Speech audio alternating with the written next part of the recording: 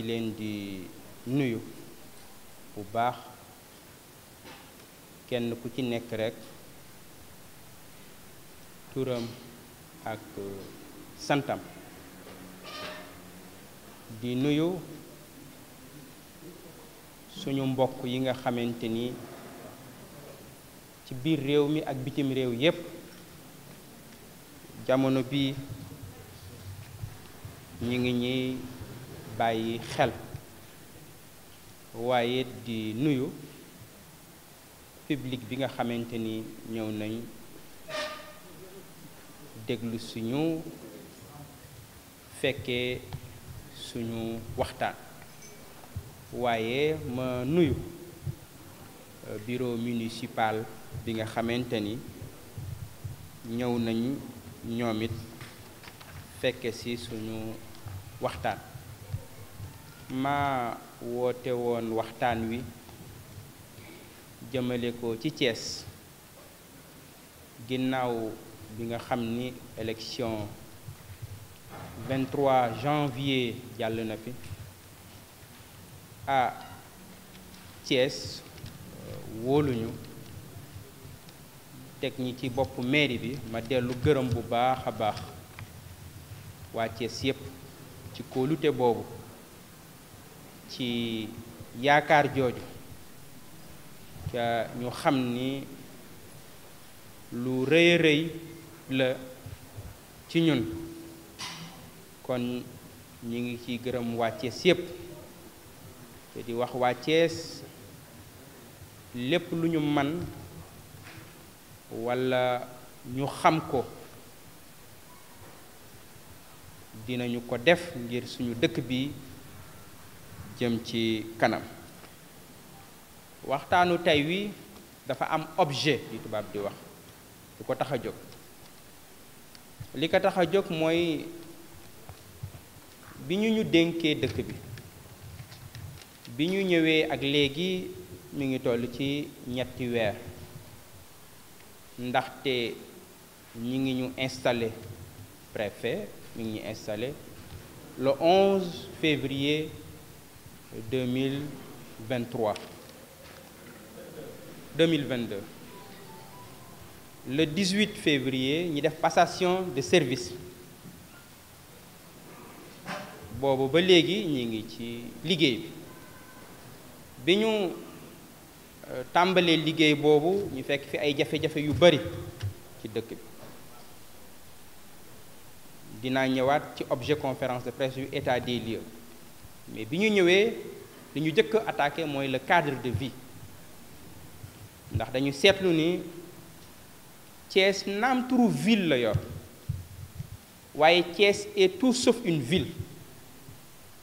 bu Thiès des villes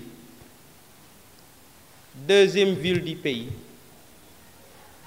capitale régionale am aéroport autoroute bi jaar ci wetam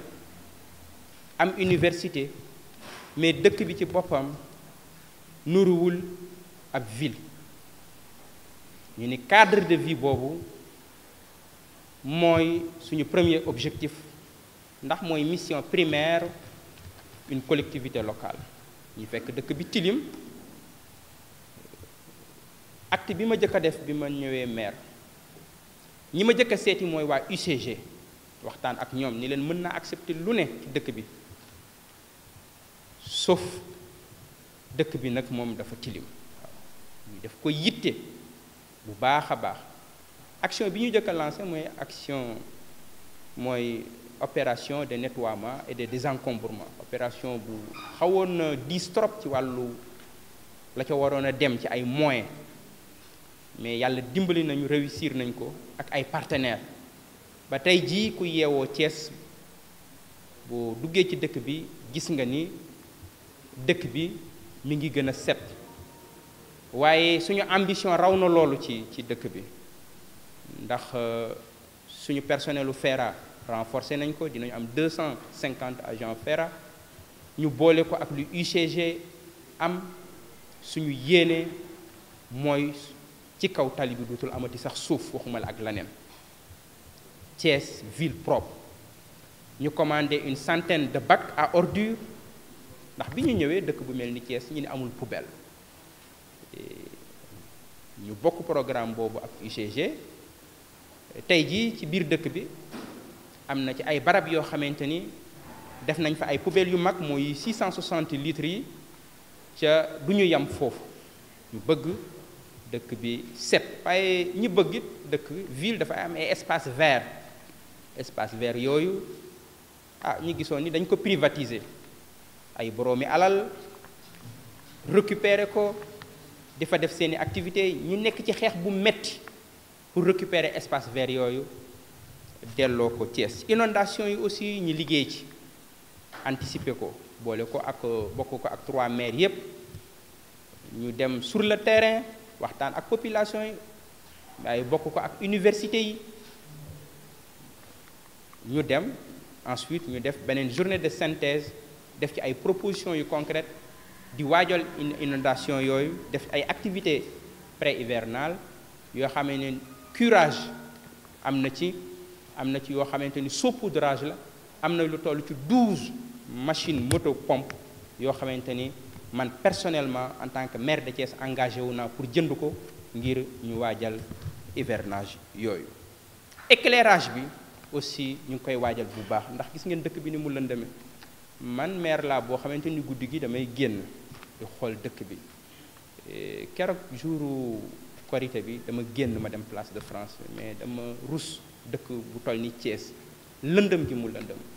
ñu ngi ciy lancé marché bu am solo pour ñu fas yéene dëkk bi aussi daal di set daal di leer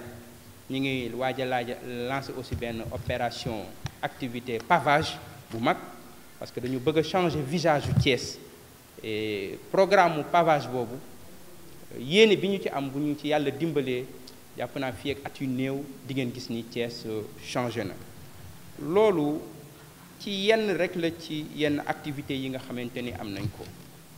muy yoo xam ni commencé nañ ko ngir bëgg dëkk bi gën a xarkanam dëkk bi gën a taaru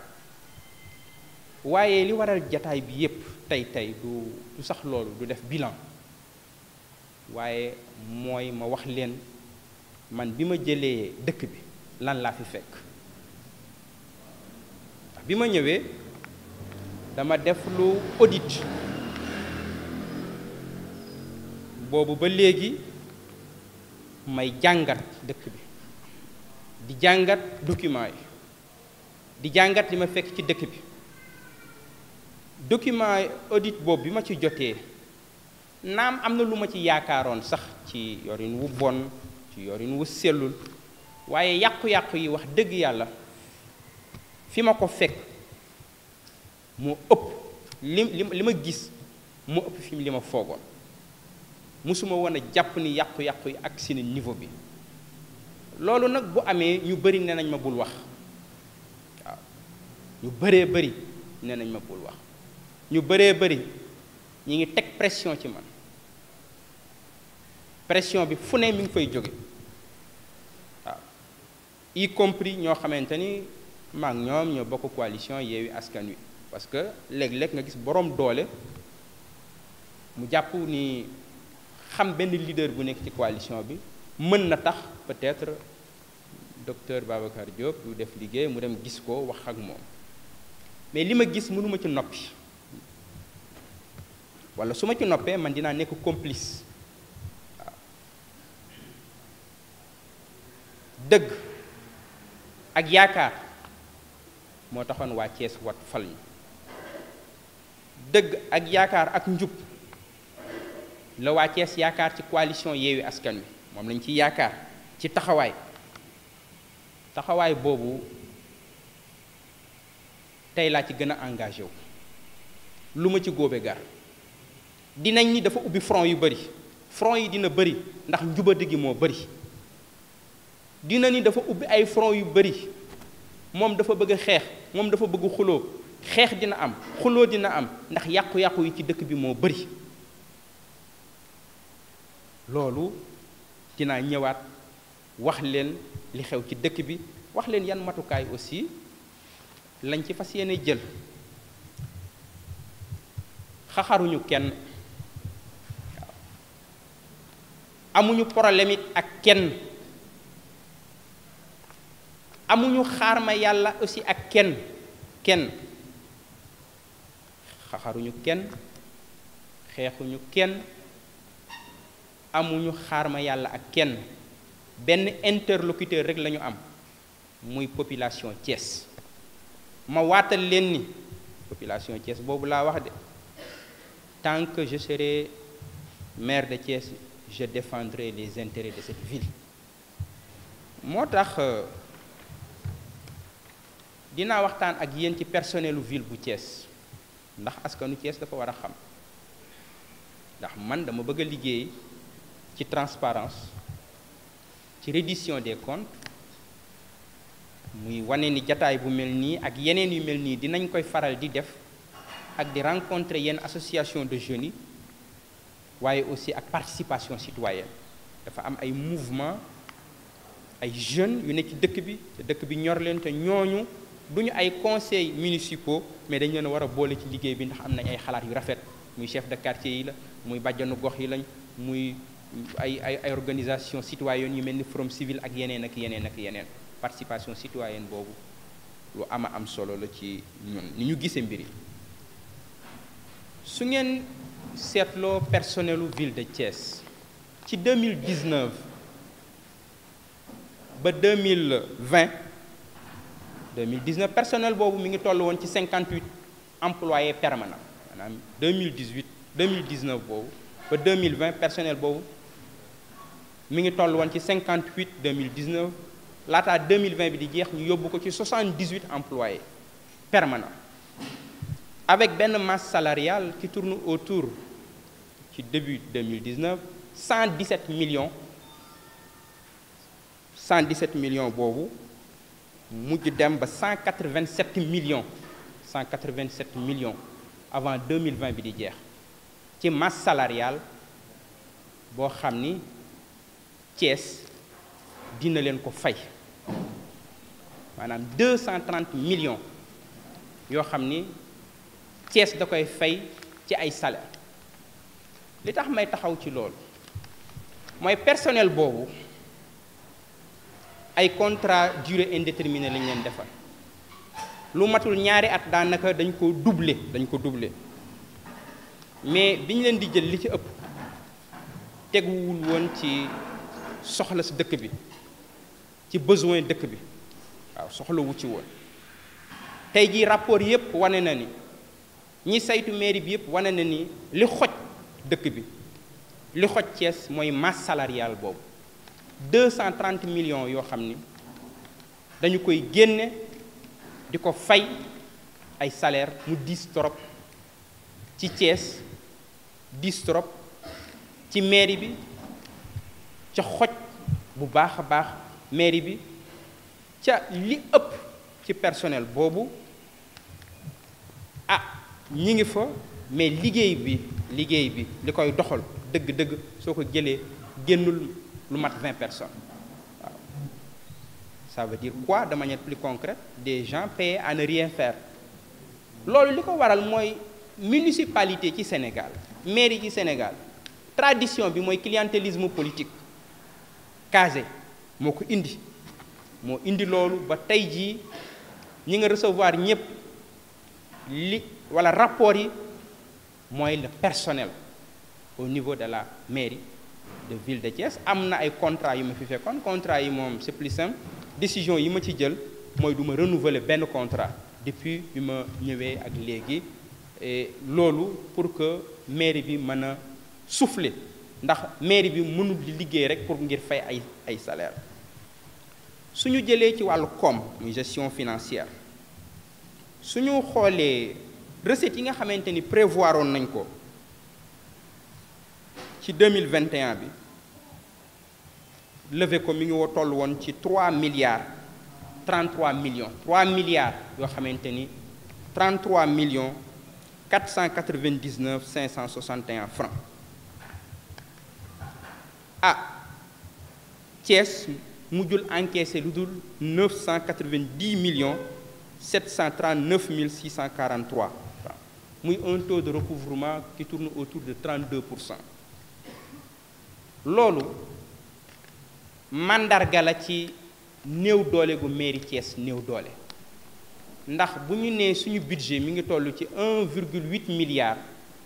waaye xam ngeen ni dëkk bu toll ni Thiès deuxième ville du Sénégal capitale bu toll ni Thiès ñi ni budget mi ngi toll ci 1,8 milliard loolu honoré wuñu waaw 1,8 milliard taux de recouvrement qui tourne autour de 32%. Muy un manque à encaisser qui tourne autour de 2 milliards 42 759 918 francs CFA ca loolu mën na gën a metti li tax mu gën a mën a metti surtout l'année prochaine mooy gouvernement bi dafa am benn fonds bu muy wax le fonds PACASEN muy dimbali Thiès yi dimbali maire yi fonds boobu dañ ko nar a perdre l'année prochaine lu mu néew néew 250 millions la lu tax ñu nar ko perte mooy le budget dañ ko war a voter avant le 31 décembre équipe bi fi nekkoon voté wul woon le budget bi ba ñun bi ñu ñëwee la ñu jël budget boobu pour voter ko bi ñu ñëwee lañ koy doog a voter ca fonds PACASEN boobu boo voté wul budget bi da nga koy ñàkk ñi ngi def ay pexe di waxtaan ku ñu xam ku mu ku ci mën a jàpp nga jàpp ci waaye lu toll ci 250 millions Thiès nar na ko perdre ci budget l'année prochaine ku ñu ci mën a jàppale rek nga jàppale ñi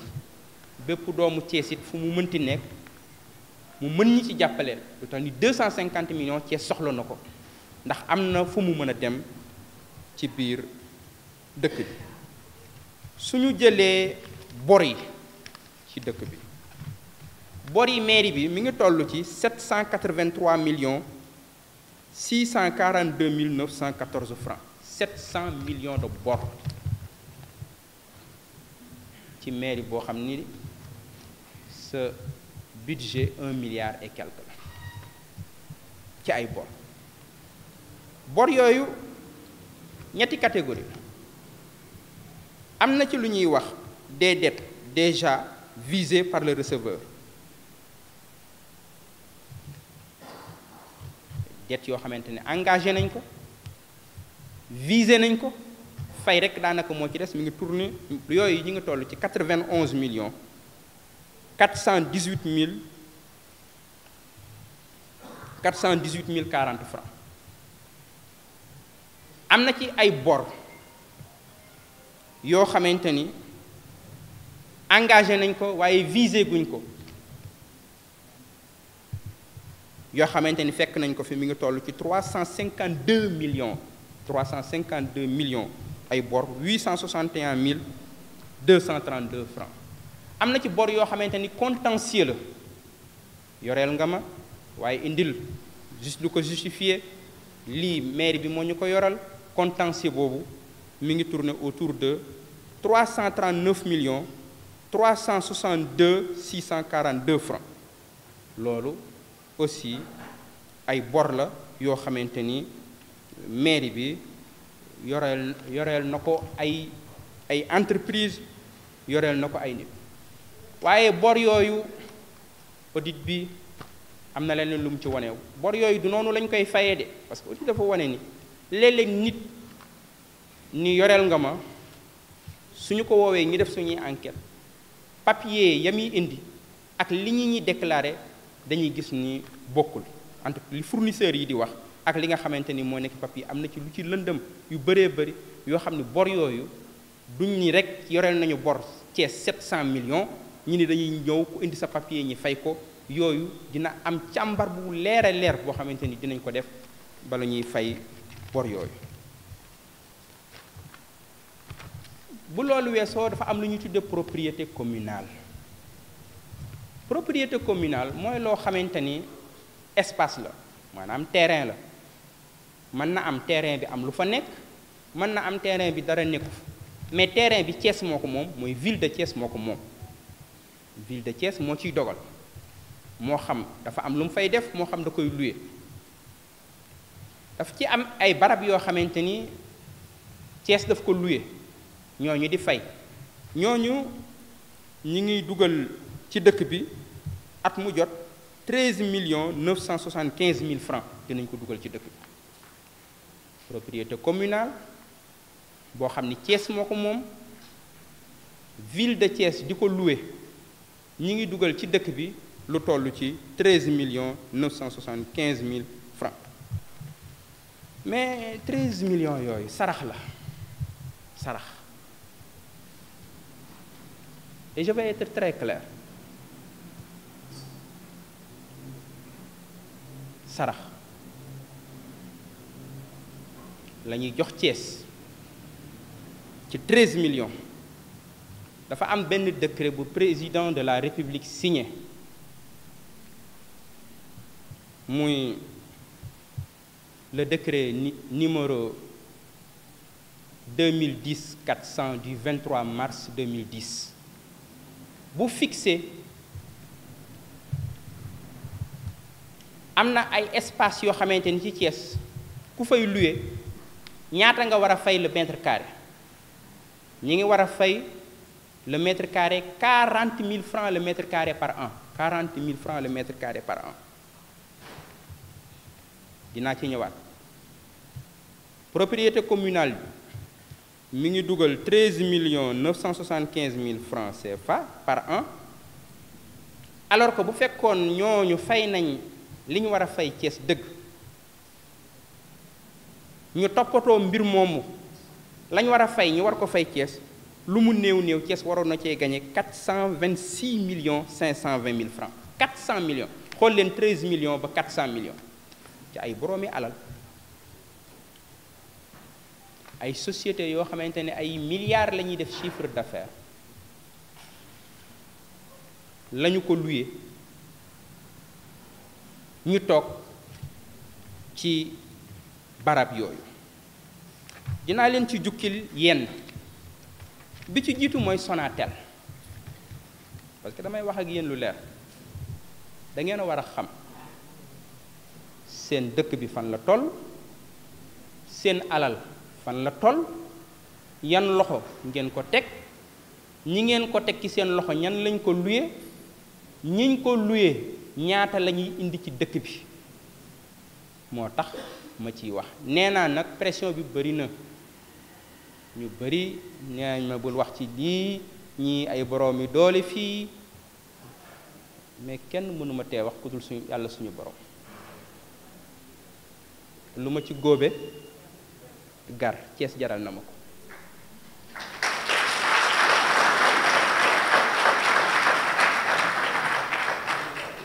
wax naa benn nit mu ñëw di ma découragé naan ma dëkk bi dafa ba ay boroomi doole ma ni ko sama diggante ak waa Thiès bu ci safara doxoon suñu diggante ma traversé safara bi dama wuti waa Thiès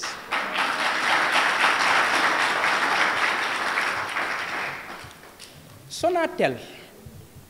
dafa loué 1000 mètres carrés dañ ko loué 1000 mètres carrés Orange di fay 6 000 francs le mètre carré par an soit 500 francs le mètre carré par an par mois soit 500 francs le mètre carré par mois jaaykatu jën bi sax boo ko loué woon dina la fay lu ëpp lool Sonatel moomu di dugal di fay Thiès 6 millions par année 6 millions par année toog ci 1000 mètres carrés 1000 mètres carrés loolu lay tudde sarax bu fekkoon appliqué nañ le décret du président de la République numéro 2010-400 du 23 mars 2010 décret boobu fi Sonatel di fayee fi Orange di fayee 6 000 francs le mètre carré mi ngi war a fay lu mu néew néew 40 000 francs le mètre carré kon at mu jot ñoom ñi ngi def seeni chiffre d'affaires di yóbbu seeni dëkk bàyyi ñu ci ndóol bàyyi ñu ci ay jafe-jafe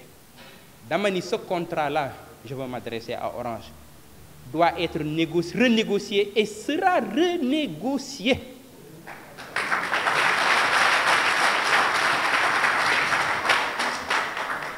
ñun kenn duñu fekk suñu dëkk au cœur de Thiès,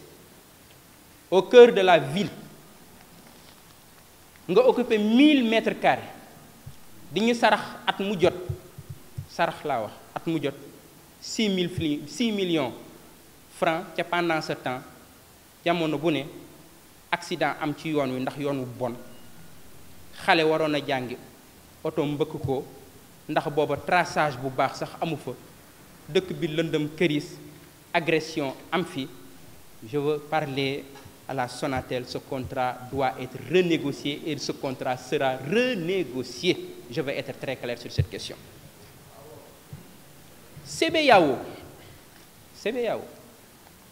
CBAO mi ngi occupé 800 mètres carrés 800 mètres carrés ñoom it li Orange di fay la ñuy fay 6 000 francs le mètre carré par an, soit 500 francs le mètre carré par mois. jaaykatu jën bi sax boo ko luyee woon dina la fay lu ëpp loolu 6 000 francs le mètre carré par an, soit 500 francs le mètre carré par mois. CBAO mi ngi fay Thiès mairie Thiès lu mu néew at bu jot 4 millions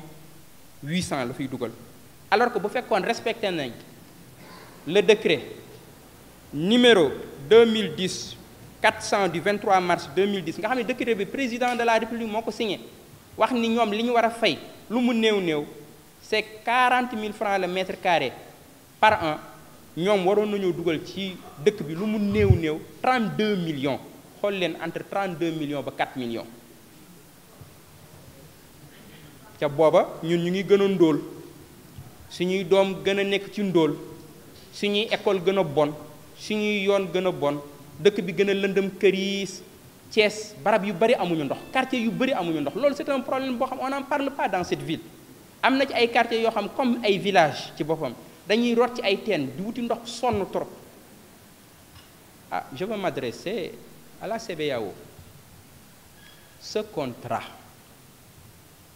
doit être renégocié et sera renégocié. Je vais être très clair sur cette question. mu des EMG boobu nag moo gën a garaaw ñu bari nee nañ ma bul wax dinaa wax. Sëriñ Moussa Ka dani murit yi ñoo ma woo ni ma tawatal te bu ñu woo saw làmmiñay woo xarnu bi Cees ñoo ma woo ni ma tawatal te bu ñu woo moo tax foog ma wax. Je défendrai les intérêts de cette ville, je ne peux pas me taire. kenn nit mënu ma taxa noppi ku dul suñu borom. EMG depuis 2014 mi ngi occupé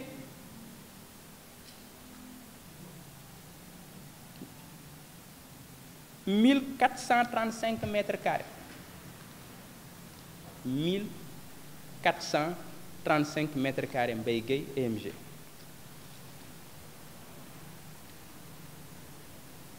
musuñu fay 1 franc 1 franc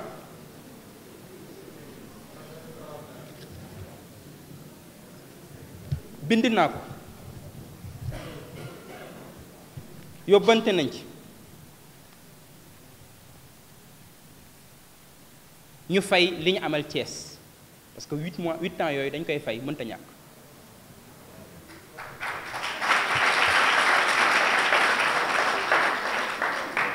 wax naa leen bañuma ñoom ñu continuer fa ak projet bu ñu fa mën a am mais bala ñuy wax dara bor bi ñu am 8 ans yi dañ koy fay lu mu néew at mu jot 1435 mètres carrés yi li Orange di fay baaxul de mais bu fekkoon dañ ko appliqué ci barème Orange bi waroon nañoo dugal lu mu néew 8,610,000 par an waroon nañ ko fi dugal. envoyé nañ leen nag par voie huissier wax leen bor bi ñu amal Thiès mu toll ci 68,880,000 francs nañ ko fay suñ ko fayul dañuy jóg amul la neen je veux être clair sur cette question. Maqaama ñëw ci dëkk occupé 1435 mètres carrés di le cœur de la ville ca Fayoo loolu nag barke yeggagu fa yaakaar naa ci dëkk bi donc loolu bëgg naa ci leeral. mu des yeneen benn bi mooy Mikelaan ak coow man maa jël décision am yéene ni Mikelaan fi mu ne foofu du place am ñun dañuy nekk xale foofu jardin moo fa newoon jet d'eau moo fa newoon dëkk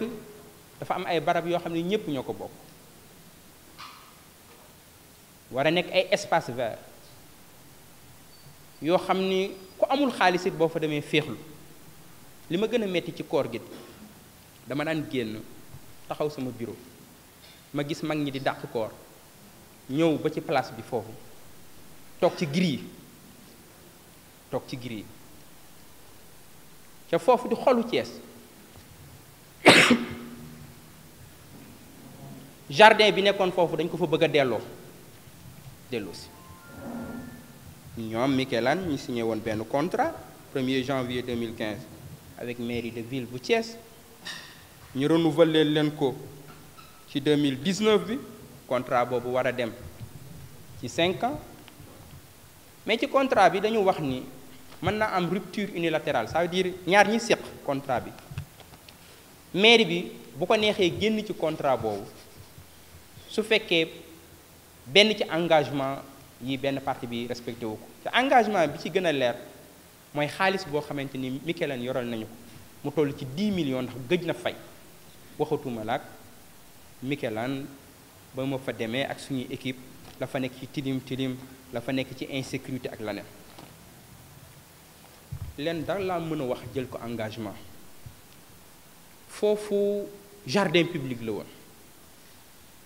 Nous remettrons le jardin public qui est là-bas, Inch'Allah. C'est un engagement que j'ai pris et nous nous battrons pour que foofu quel que soit le prix je suis engagé ca du jardin boobu rek am na yeneen i jardin yu nekkoon ci dëkk bi yoo xamante ne engagé wu nañ ci de faire de la place de France la promenade la plus belle place du Sénégal am nañ ay fondation yu ñu ciy liggéey ndax projet ville verte boobu di yenn dëkk ab ville day am ay espace vert ville day am ay espace vert waaye ville bu amul espace vert ci Thiès laa ko gis loolu dina jeex ci dëkk bi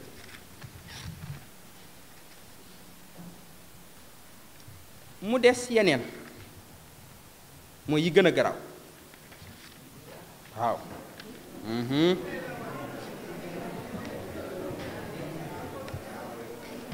ay scandale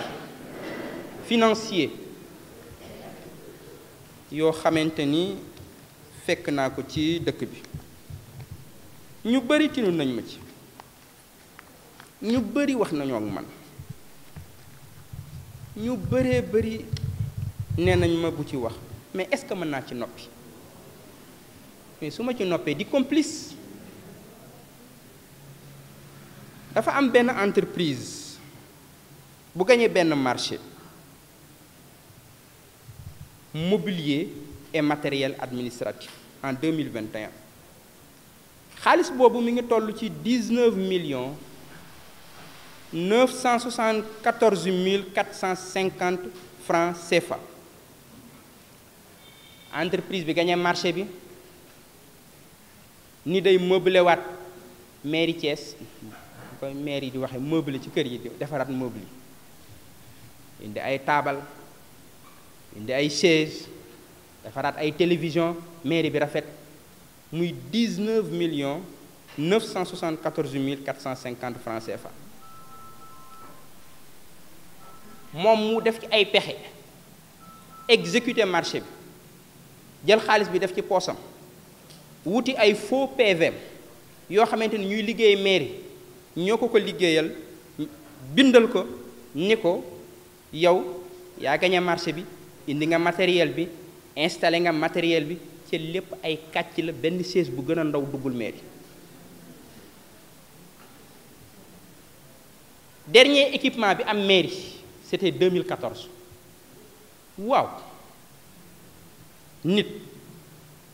ko am barke jàpp nga ne am nga barke ci dëkk bi ba mën a gagné marché 19 974 000 francs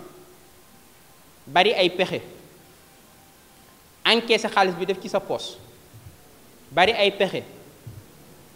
jël ay pauvres travailleurs nga signalé loon ay faux PV de réception ni matériel bi ñëw na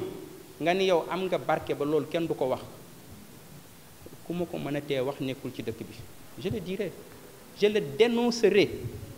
je le combattrai. Je lui ai dit ak ña tax ci dossier bi yëpp ña ñu yónni le seul compromis que je peux faire sur cette affaire mooy qu'il rembourse jusqu'au dernier centime. C'est le seul compromis que je peux faire. Depuis 2 mois maa ngi ay pourparlers ak ñoom dañu jàppoon ni damay caaxaan. benn compromis laa ci mën a def mooy xaalis bi ñu jël ñi remboursé ko waaw xaalis bi ñu jël travailleurs yi les pauvres ñu signalé leen ay papiers ñëpp dama leen a woo sama bureau laaj leen ñu ne ma dañ leen a indil ay papiers ni leen signé leen am na ci ku jigéen koo xam xaw tuuti sax mu jooy tuuti mu ni dañ ko indil papier ni ko signeel moom mu signé ma waxtaan ak suma avocat mu ni ma liñ la wax na ko huissier consigné huissier bi dem ñoom ñu bañ lañ ma wax sama bureau nangu wuñ ko wax huissier parce que xam naa ni dañ leen ko digal ma jox leen demande d'explication ñu bañ ni duñu répondre demande d'explication bi ba date bi expiré ma wax ak suma secrétaire général parce que comme mooy chef de l'administration ma ne ko waxal ak travailleurs yi parce que am na boo xamante ni bëgguma fa yegg ak ñoom 4 la bu ñu répondrewul sama demande d'explication dinaa suspendre leur salaire bi ñu xamee ni caaxaanuma ñu doog a répondre demande d'explication boobu muy c'est du faux, c'est un marché fictif. Marché boobu ak ñi ci taq ak fournisseur bi nga xam moo ko gagné benn compromis moo mën a am mooy xaalis boobu ñu restituer ko jusqu'au dernier centime waaye loolu am na lu ko gën a garaaw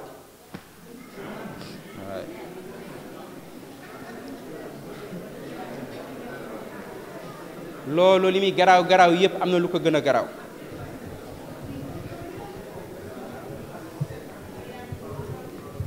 li ko gën a garaaw xam ngeen lan la ndax jàpp naa ni lu nit bëgg alal war fee mën a bàyyi cimetière yi nag ndax ñun ñëpp fa lañ jëm waaw lu nit bëgg xaalis war a fee mën a bàyyi cimetière yi même booy jël alalu waa Thiès ñiy dund waaye ñi dee nga mën leen a muñal sax mairie Thiès defar benn marché cimetière cité Balabé 2 benn mur boo xam dañ ko war a tabax mur bi benn côté bi mairie Thiès Est moo ko war a tabax li ci des ñu war ko yeggale mairie ville moo ko war a tabax ñi lancé benn marché boobu mi ngi toll ci 19 millions gars yi moom ñu bëgg chiffre 19 la ci scandale yi moom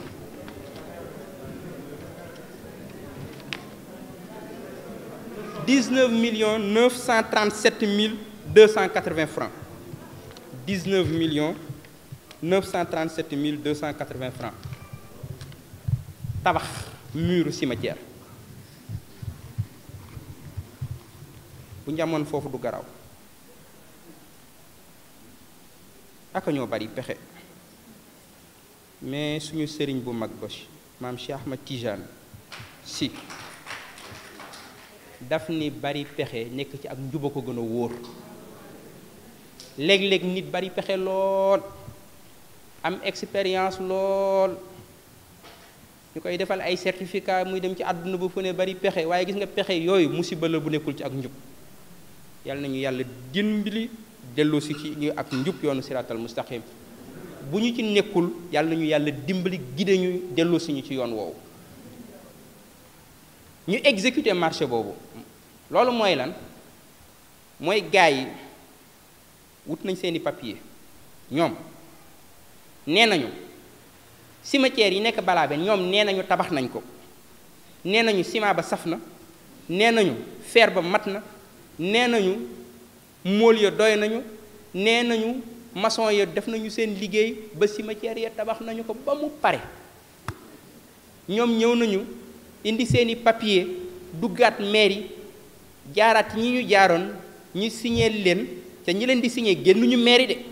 ñoom ña nga toog ci seeni bureau ni leen macha allah liggéey bi rafet na ciment bi doy na fer bi doy na maçon yi mën nañoo tabax liggéey bi mat na ñu signé leen ko ñu jël xaalis ba lekk dem seen yoon ca tey ku mu weddi li may wax bu la neexee soo génnee fii nga dem ci cimetière yi cité Balabé waaw ñi ne ma naa noppi loolu mais fan lañ ko teg mais loolu su ma ko noppee di naafeq su ma ko noppee di complice ñi ne ma bu ma ko wax ñi ni kenn du ko fi waxe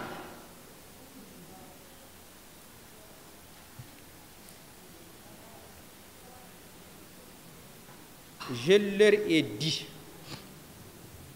benn compromis laa ci mën mooy xaalis bi ñu jël muy 19 937 280 francs qu'il rembourse jusqu'au dernier centime c'est le seul compromis huissier bi dem na fa constaté ko tous les dossiers sont avec nous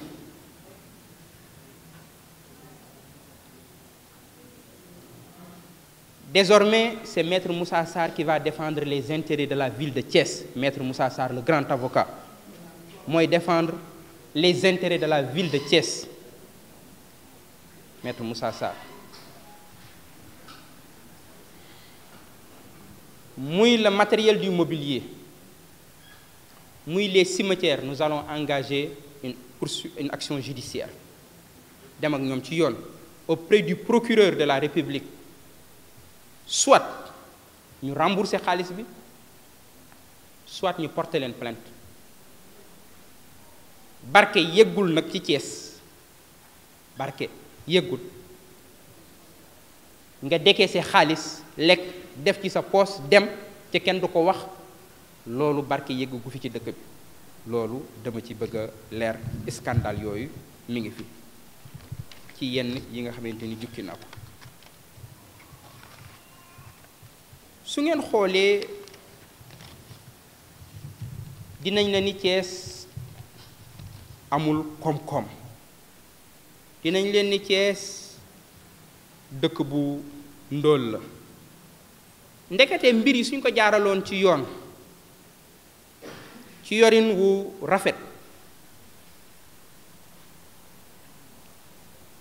am na 412 545 000 francs yoo xam ni mën nañ ko yokk ci gafaka Thiès loo xamante ni ci propriété communale kese lay jóge am na lu toll ci 225 777 000 francs 886 francs yoo xamante ni mën nañ ko yokk ci gafaka Thiès loo xamante ni ci impôts communaux yi lay jóge muy 638 millions yoo xamante ni chaque année day nax saay yoo xamante ni ay pexe yu simple Thiès mën na ko récupérer dugalaat ko ci dëkk bi loolu su ngeen xoolee fi dëkk bi toll ci ay jafe-jafe ci budget bu néew doole ci dëkk bu lëndëm ci dëkk bu amul sécurité ci dëkk bu tilimoon ci yu bari yoo xam mairie dafa waroon a taxaw ci Thiès waaye gisuñu mairie li muy jafe-jafe ñun nag dafa nekk un défi mooy dañu ñu fal ngir ñu taxaw ci défi yooyu kon Thiès amul problème économique du problème bi am Thiès c'est un problème de gouvernance waaw nan la ñuy yore yorin wu set yorin wu sell yorin woo xamante ni li fi nekk ku si néew ci alal ñi def ko fa mu war a neew nekk koo fi indi rek muy borom xam-xam muy universitaire nga dox ak moom ci dëkk bi nga wax ko mu indi bu duggee gis li nekk ci dëkk bi ci potentiel dañuy Thiès yéen waru leen a jooy mais bu leen mere kenn mere leen seen bopp soxla wu leen kenn pour demal seen bopp parce que le potentiel est énorme mais le problème que nous avons muy problème mu gouvernance problème mu yorin loolu moo tax mairie bi fas yéene ci taxaw bu baax a baax loolu am na ay jéego yu ñu ci def parce que dem naa fi mission université bu Thiès pour ñu jàppale ñu ngir ñu taxaw dem naa trésor dem naa impôt et domaine waxtaan ak ñoom ñëpp conscient nañ ni le potentiel est énorme au niveau de Thiès loolu moo tax samedi bii ñu jëm ak dimanche muy 21 ak 22 dinañ def atelier bu mag jagleel ko ci mobilisation des ressources financières fii ci Thiès woo ci ay boroomi xam-xam woo ci doomi Thiès woo ci service impôt service état bi parce que il faut dëkk bi dundaat pour mu dundaat foog dëkk bi am alal comme alal Thiès bi ñuy pasaree ñu xool nan lañ ko mën a ñoŋale waaye nan lañ alal ji nga xamante ni aussi day naax saay nan lañ ko mën a récupérer ak yeneeni alal ba dëkk bi comme dugg fi pour que projet yi ñu am ci boppam ñu mën ko réaliser loolu samedi bi ak dimanche atelier boobu dinañ ko def fii ci Thiès jafe-jafe yooyu ci dëkk bi ci wàllu budget bi ma fekk ko fi moo tax bi ñu ma falee maire de la ville de Thiès bi ma ñëwee ñi ni maire institution la maire de Thiès institution la premier magistrat de la ville conseil municipal bi nii man dama war a am véhicule de fonction ndax ni may gisee ni awma véhicule de fonction ndax fekkuma ko fi foofu may leeral ni ligne carburant dinaa ñëwaat ci loolu ligne carburant bi ci 10 derniers mois yi utilisé nañ 70 millions de carburant à Thiès ci li ma toll ci ñetti oto yoo xam ne ñoo nekk ci ville 70 millions de carburant xanaa Thiès moom ñun ñoo doon jox service état bi yépp carburant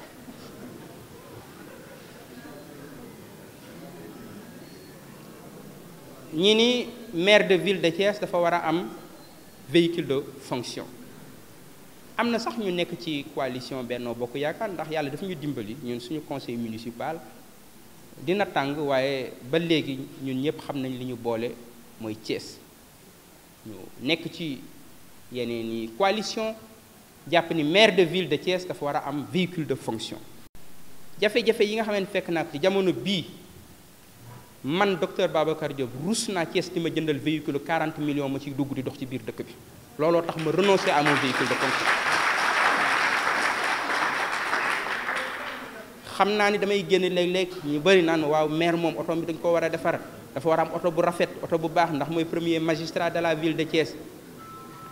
sama liggéey ajuwul ci oto bu rafet déedéet ajuwul ci oto bu rafet ci xalaat yu rafet la tool la aju ci yéene yu rafet la aju ci jëf yu rafet la aju ñaanal leen ñu loolu moo ëpp solo ci boppam fi Thiès toll ci ay jafe-jafe rus na ci budget Thiès ñi ci jël 40 millions di ma ci jëndal oto véhicule de fonction man Babacar Diop mu ciy dugg di ci dox samay soxla di dem sampaate di romb ñoo xamante ni fonde la ñuy ndekkee wala moom la ñuy reere loolu rus naa ko jomb naa ko ci jamono bi ko ñu demee ba Thiès man ko bu boobaa peut-être waaye du jamono bi loolu moo doon waraloon jataay bi ma ni dinaa waxtaan ak waa Thiès ma defal leen état des lieux de la gouvernance municipale waa Thiès xam lu xew ci dëkk bi waa Thiès xam lu xew ci mairie bi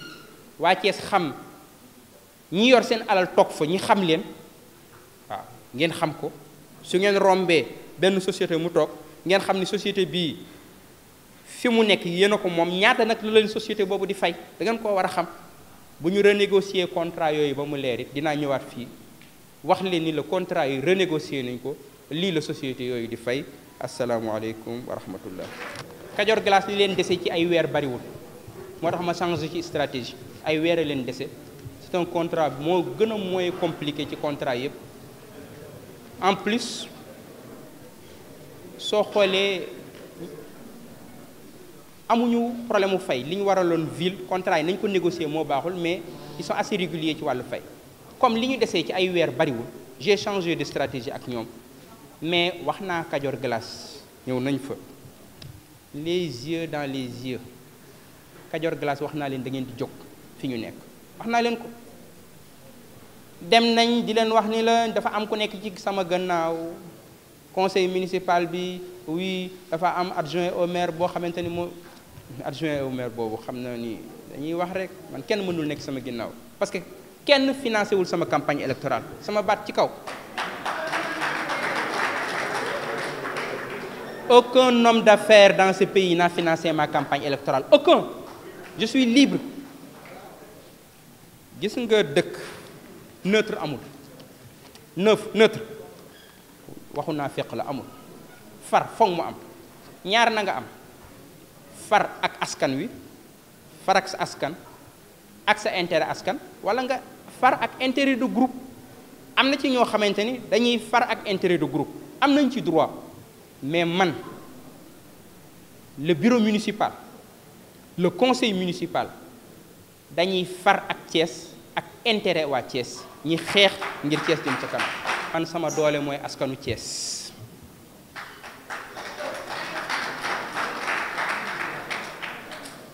Man sama sécurité mooy askanu Thiès. Tant que ma yëg jàppale askanu Thiès,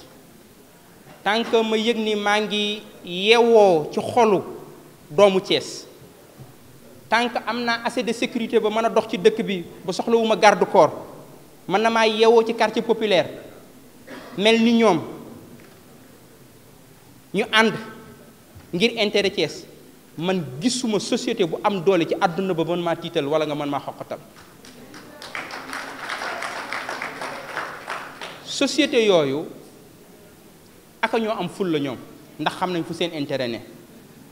xam nañ fu seen intérêt dëkk nekk, xam nañ fu seen intérêt seeni réew ne. Ful la googu ñoom ñu am ba xam ni seen intérêt mi ngi Thiès, ful la googu ñu am ba ñëw ba ci xolu Thiès ñu jël fa 1000 mètres carrés, ñëw ba ci xolu Thiès ñu jël fa 800 mètres carrés, ma ñu ñëw ba ci xolu Thiès au cœur de la ville de Thiès ñu jël fa 1435 mètres carrés nekk ci seen bopp. Ñun nañu am fulla googu ñun waa Thiès aussi xam fu suñu intérêt ne ñu taxaw jàkkaarloo ak ñoom xeex ko. Je l'ai dit, je le répète, je n'ai qu'une seule préoccupation, servir cette ville. Quand je me réveille le matin, la première chose à laquelle je pense, c'est Thiès. Le soir, avant de m'endormir, la dernière chose à laquelle je pense, c'est Thiès. Le matin, je pense Thiès. Quand je marche, je pense à cette ville.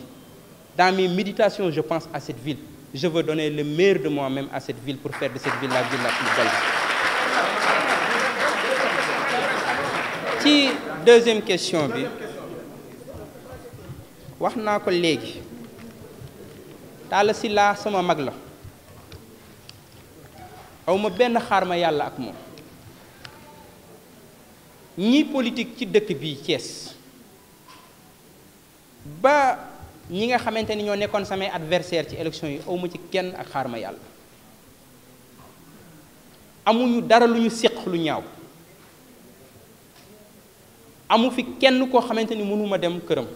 kon awma problème ak Talla Sylla. bu leen def problème man ak Talla Sylla. Talla Sylla awma benn problème ak moom. daal di dama ñëw ci ab mairie am lu ma fa fekk fa ay dossier, ñii ni ma noppil, ñii ni ma noppil ci ñi ëpp ni ma noppil, ma ni leen du ma noppi parce que lii su ma ko noppee Thiès jéppi ma. loolu dong la, kon man awma benn problème ak Talla Sylla, awma problème ak keneen. bu ñu personnaliser débat bi ci ay këyit lay liggéey, këyit yooyu nag dinañu ko jox suñu avocat yi càmbar ko, lañ ca war a def ñu def ko jàmm ni ñooy. dinaa faral di wax ni depuis que je suis arrivé à la tête de cette mairie dama changer un peu de perspective. boo dëkkee Thiès sa yaram tàng, Macky Sall moo xeex Thiès ngay wax, Ablaye Wade moo xeex Thiès, mais en vérité boo ñëwee mairie nga càmbar yorin bi fi nekkoon ak yi ko jiitu da ngay xam ni du président Wade moo xeex Thiès du Macky Sall moo xeex waa Thiès ñoo xeex waa Thiès ndax yorin wu bon. ku leen ni mairie mën na lépp waxul dëgg mairie mënul lépp waaye mairie am na lu mu mën. am na ay rapport yu ma fekk ci mairie bi du ordre du jour duma ci wax mais bu dëgg amoon ci yoo dëkk bi yoon amoon ci dëkk bi doon na doxee na neen kon yorin wu bon woowu yaatu na fi yàgg na fi moo tax muy défi dinaa lancer aussi beneen audit boo xam si sur le foncier xam naa ni mënuma ko régler mais ñu génn mbóot yi ba li xew ci foncier bi dutul xewati ci Thiès dinañu ko engagé parce que nag ñun suñu équipe bii suñu ñëwee ci mairie bi def li ñeneen ñi daan def ci ay scandale ci ay luubal ci yorin wu bon bu boobaa tuskare la dara du ko jar et l'ambition que j'ai avec cette équipe municipale c'est de transformer la ville de Thiès wax naa ko répété ko bërki démb le bureau municipal le jour où je me rendrai compte que je ne peux pas aider cette ville à changer je retournerai simplement à l'université faire mes cours bàyyi mairie bi ak kaneen mu jëm